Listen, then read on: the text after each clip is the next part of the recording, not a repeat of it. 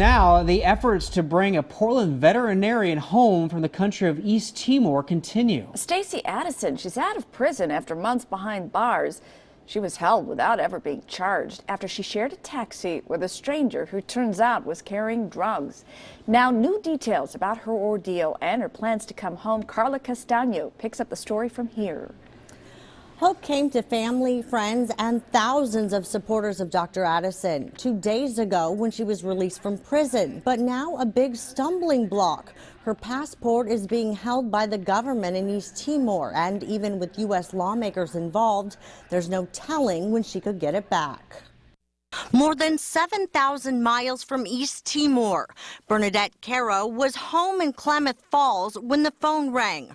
Her daughter, Dr. Stacey Addison, was out of prison. She was able to call me on his cell phone, and, of course I was crying, happy, and just really good to hear her voice. A call that would bring any mother tears after the 4 months of hell that her daughter had been through. She, of course, was happy and to be out of there, but just kind of in shock. Dr. Addison's nightmare started September 5th.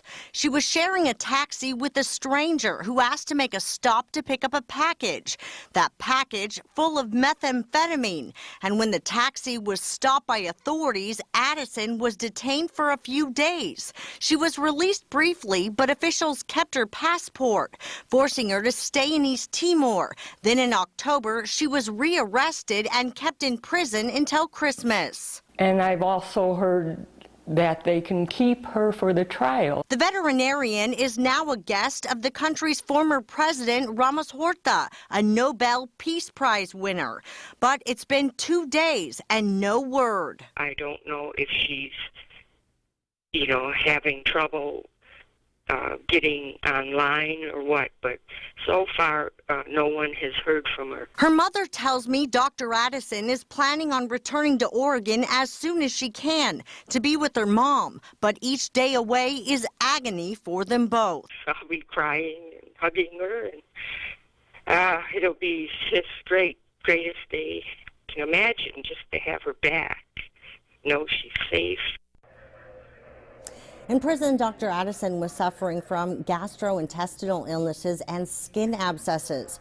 Her mother tells me she's confident her daughter is now getting the medical care she needs. Obviously, we'll continue to follow this story and update you. Live in the newsroom, Carla Castaño, KOIN 6 News.